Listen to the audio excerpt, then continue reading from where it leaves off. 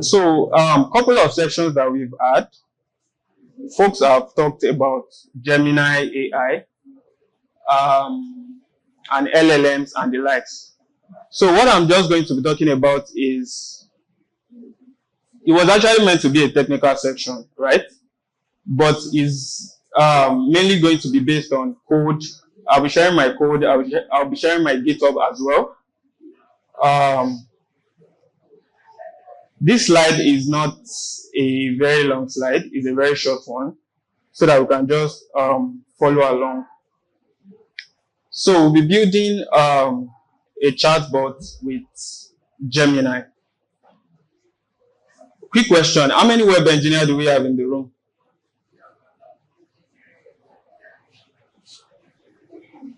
Okay, how many front-end engineers do we have in the room? How many back-end engineers do we have in the room? Okay, how many full stack do we have? Okay. All right. So basically the goal is to just build a simple, lightweight chatbot with Gemini AI. And we are going to be using Next.js for the front end, and we'll be using Next.js for the back end as well. We'll be using API route to serve the API.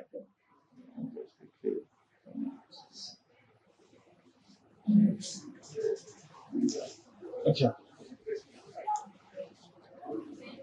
All right. So another thing I want to talk about before we go fully into this is, I think I want to preach the gospel of doing compared to the gospel of coming to learn, right?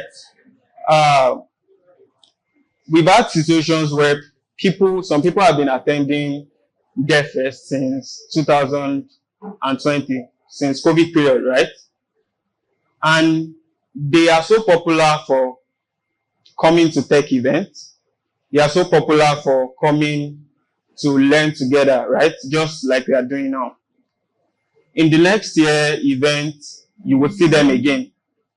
But the goal should not be just coming for tech events, but the goal should be actually learning. Not just learning, but building. So let's say, for example, Devfest Learning 2025 is here. The question would be, what have I done? What have I built? Right? So that's the gospel that I will be preaching. I know one way or the other, recently this year we did build with AI, right? So people have been introduced to Vertex AI, Gemini AI, LLMs, and how to make use of it, right? So the goal basically is to build a lightweight chatbot and implement Gemini AI for the interaction. Prerequisites: if you have your laptop and you want to follow through, though we will not be writing any major code. The prerequisite is basic knowledge of JavaScript. If you know React or Next.js, is even better. Then the tools basically is npm node in your text editor, and your text editor basically. VS Code is one of the most popular text editor. So just get straight to the point. So the text stack overview: Next.js, Tailwind CSS. We'll be using Fetch API since it's already part of JavaScript, and we'll be using the Gemini API as well. All right, so the setup instruction, basically, you are not going to write anything from scratch. If you have your laptop, you can just clone, you can just go to github.com/justom/AI/powered chat bot. It's also included in the speaker's note here. So let me just. So if you open it, you are going to see something like this. So there are two branches majorly. There is a main branch and there is a dev branch. So the main branch contains the final code, and the dev branch contains like a scaffold of what we are going to be building. So let me know if you've been able to catch that. So basically just like your normal way of cloning. After you clone, install the dependencies, then you check out to the dev branch. So I'm just going to give like for individual actions. Let me see if I can make this folder. So majorly for individual actions, I'm going to give like 1 minute each so that we can quickly go to the next step. All right, so once you are done cloning, I'm not so sure about the internet. Once you are done cloning, install the dependencies with npm install, then check out to the dev branch. So basically the command for that is git checkout dev.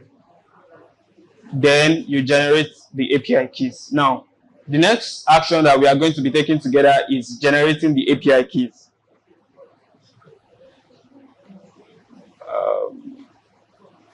All right, so we can always come back to this. So generating the API key is like a first step in building a Gemini chatbot. And that API key, what it does basically is to authenticate, to make sure that, okay, you are actually calling these endpoints with a certain authentication key, right? So this is what the interface looks like. So you can go to aistudio.google.com /app/API key. Apologies if I'm a little bit fast. I'm just trying as much as possible to speed things up because of, people are tired and all. So once you get to the page for generating a new API key, aistudio.google.com /app/API key. Then the next step, so there are a couple of things that you can do on the Google Studio here. You can create new prompts. You can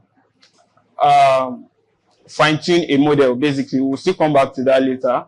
Then you can, if you have like a data set, you can come to the library, you can connect your Google Drive, and you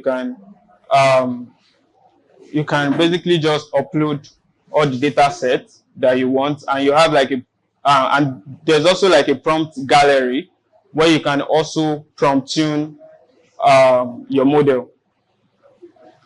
Okay, so on getting the API key, just click on create the API key. So when you click on creating the API key, the first thing it's going to ask you is to enter the name that you want for your API key. I've created one before, so I'm not going to create another one.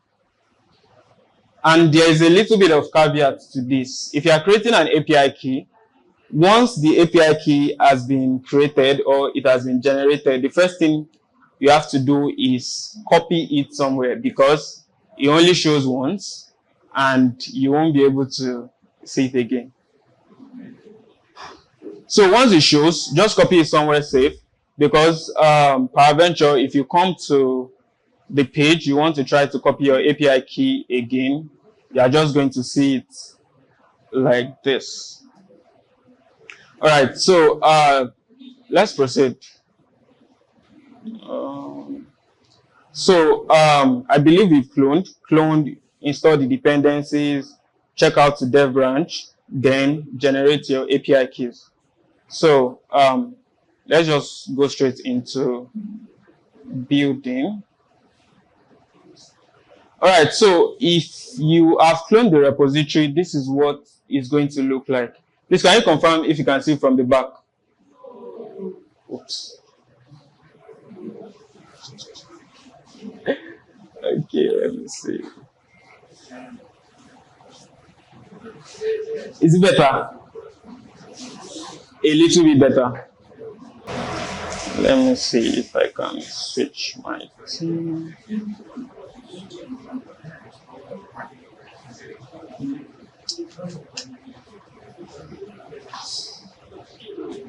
Is it a little bit better now?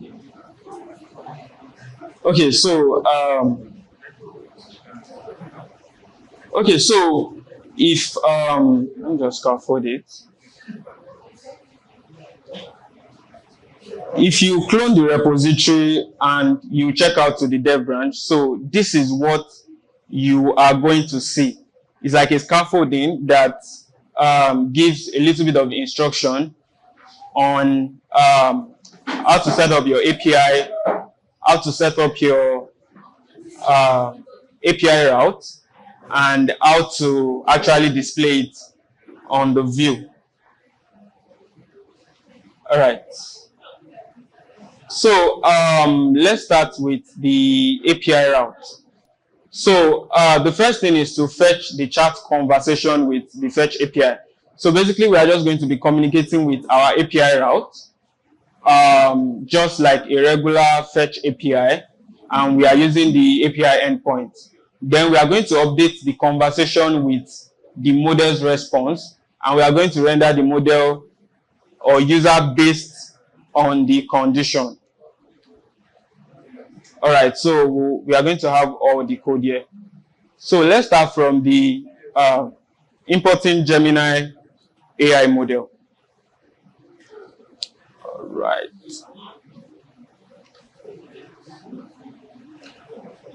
So Google has done justice to the documentation in what getting the API key looks like, initializing Gemini itself. So, and what we are going to be doing is more of like a text generation, right? Since we are using Next.js, we'll be using the Node.js package. So you can also go to ai.google.dev/Gemini-API. Everything is already in the slide. So the first thing is to set up the project and the API key, right? Which we have already done. We've gotten the API key. So this is the basic setting of what using Gemini AI looks like. So the first thing is, after getting the API key, we are going to make sure we import the Google Generative AI, right? So here we can see that there's a Google Generative AI initialization. And after initializing it with this constant Gen AI, then we are going to get the model itself. So the model that we are going to be using is Gemini 1.5 Flash. There are a couple of models out there, like the Gemini Pro as well. And this prompt is like what we type. It's like what the user types, and the result is what the API returns. So basically, there are two things here, which is the user and the model. The user is me doing the typing, and the model is Gemini itself returning the response. Okay, so generate text from text only input. So basically, what this does is you are able to generate text, text and image, generate a text stream, then build an interactive chat. So without further ado, let's dive into this guy, because this is what we are doing. What we are doing is we are building an interactive chatbot. So from the right up here, it says you can use the Gemini API to build interactive chat experiences for your users. And these API features let you collect multiple rounds of questions and responses. So what makes this guy unique is it does a form of tracking. So once I send a message to Gemini, or once I send a prompt to Gemini, it's going to track that prompt. Then my next prompt is going to be dependent on the previous prompt as well. So a little snippet here, we have like the chat, model.start chat, and there's a little bit of history, right? And like I mentioned earlier, there's a user and there is a model, right? So the user is me doing the typing, and the model is our Gemini 1.5 Flash, right? So this is an example here. Basically, it's just doing like a promise call here. Chat does send message. I have 2 dogs in my house and all of that. So let's see it in practice. Okay, so if you have already cloned the repository, the AI-powered chatbot, what you just need to do is you just need to check out to the main branch.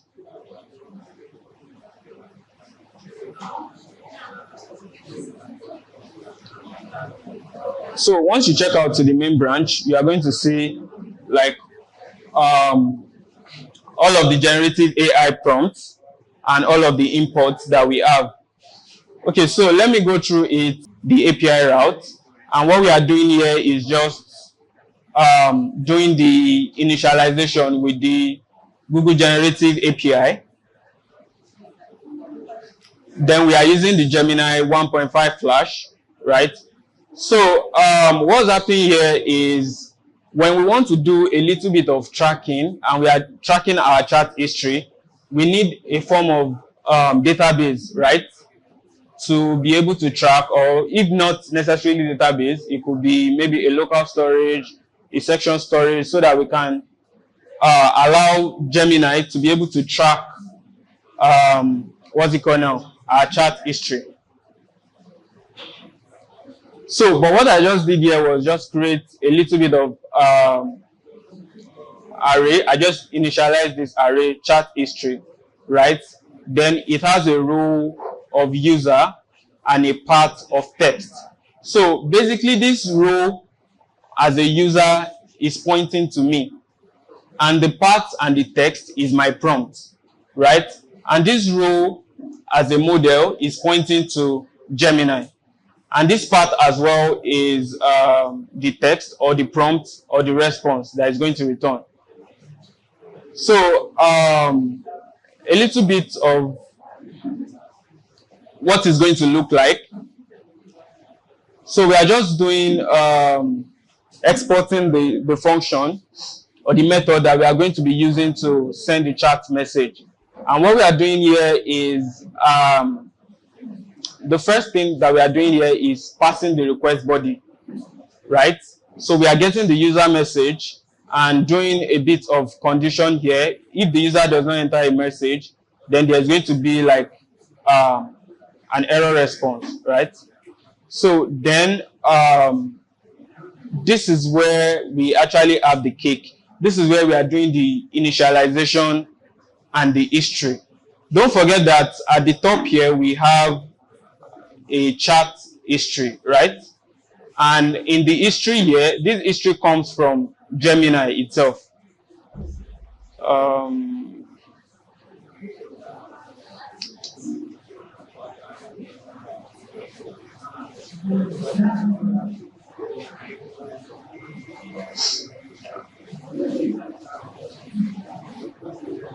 All right, so the Gemini start chat introduces an history, right? Which was this history that we declared outside of the environment, right? We declared as an array. Okay, so basically the next thing is going to be awaiting the result. Once we get the result from Gemini, we are just going to use our chat, the chat that we have initialized.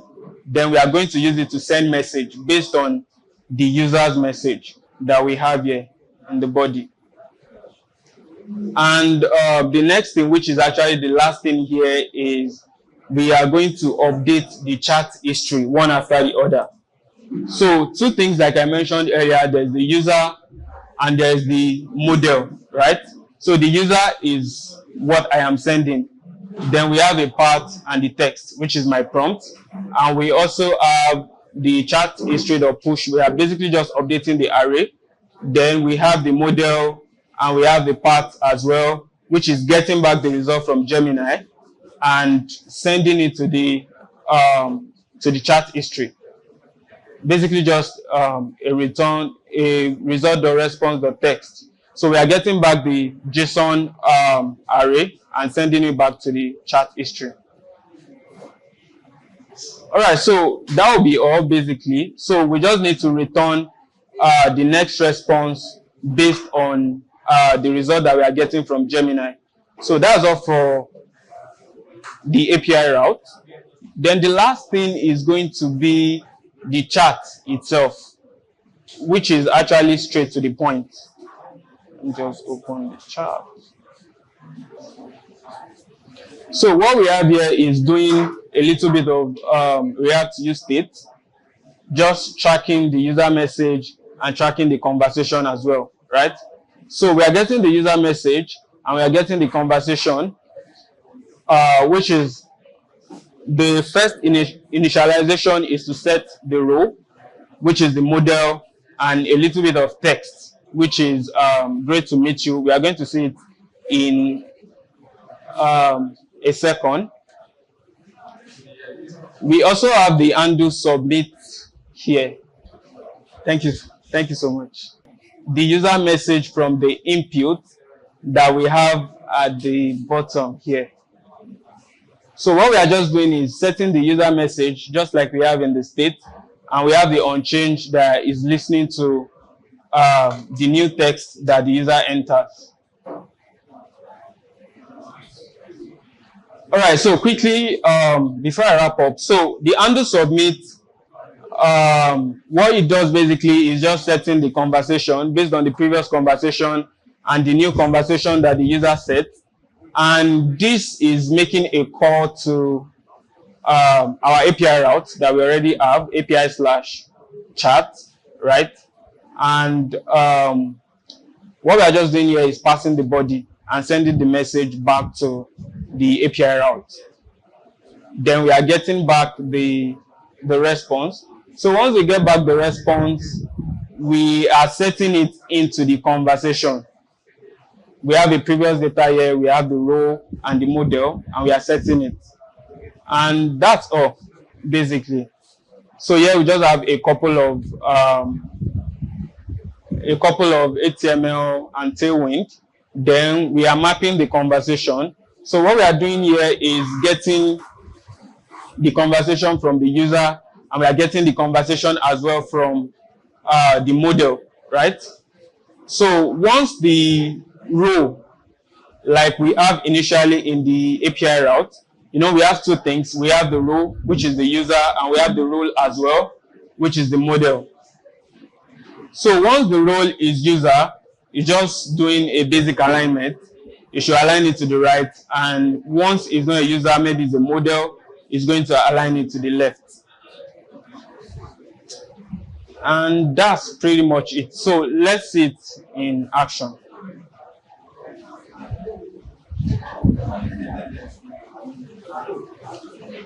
So this is what it looks like. So like I mentioned earlier, the great to meet you, what would you like to know, is coming from the conversation that we set initially, right? So this is our initial conversation, and we are just setting it into this view, right?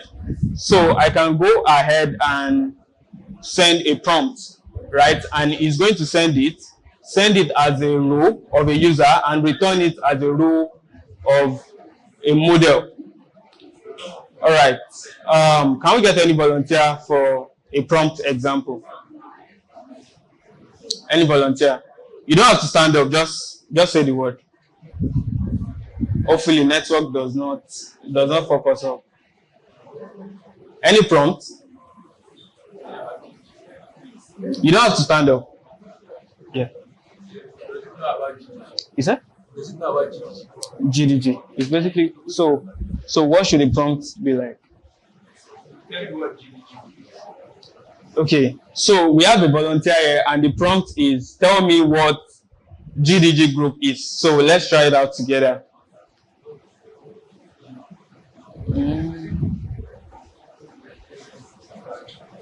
What GDG group is? Is there anyone here that does not know GDG? So in case it gives us like a false response, we are going to know. Is there anyone here that does not know what GDG means? Okay. So let's send it. So we have a little bit of thinking here. Our previous speaker that talked about micro interaction, he said something about, like the little details, right? So GDG stands for Google Developers Group and all of those things. So one more prompt, and the last prompt. Yes. You can just say it. Is it? Is it? Sorry, I didn't hear you. Okay, it's orange. It's orange. So the prompt is orange a fruit or a color? So let's try it out. A fruit. A color.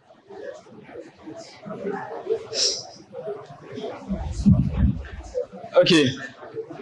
So the response is a trick question, actually.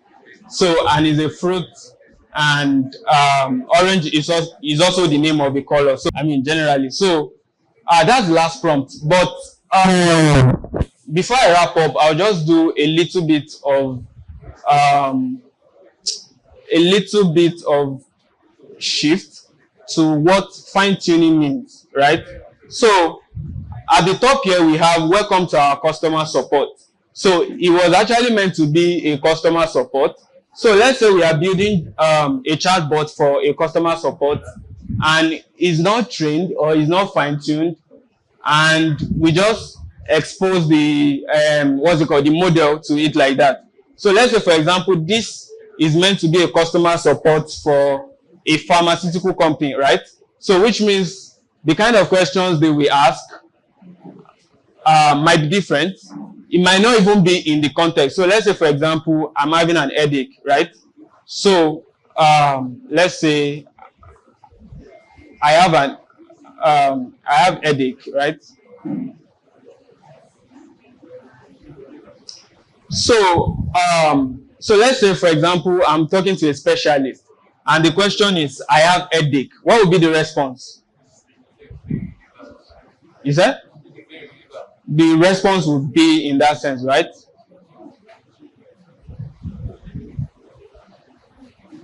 So let's ask Gemini, let's tell Gemini that I have headache. So the first thing it's telling us is it does not provide medical advice. So imagine if we have a bot that we've exposed into people's hands, and they are expecting it to solve a problem, and we are giving it to them that it does not provide a medical advice, right? Which means we are shooting ourselves in the foot. So that brings me to fine tuning. So basically what fine tuning does is it helps us to be able to train our model, right? Gemini has a whole lot of data sets in the memory, right? But we can actually train it or fine tune it to a specific purpose or to a specific industry that, oh, I want you to act as a pharmaceutical company or a teacher that can actually handle different contexts. So that's what fine tuning does. And you can actually read more about fine tuning because of my time, right? So there's the intro to fine tuning, and there's the fine tuning tutorial. So you can also go, all the link is in the slide. So basically what fine tuning does is it allows you to be able to have some form of response and some form of prompt, right? So assuming I'm giving it a prompt that, okay, in case anyone asks for, I'm having an headache, right? Is it an headache or a headache? Sorry, is it an headache or a headache? Okay, so in a case where somebody is asking that, that kind of question, right? It's going to know that it's not going to act as, oh, I cannot provide that assistance. So it's going to act based on that prompt and give the kind of response that we want.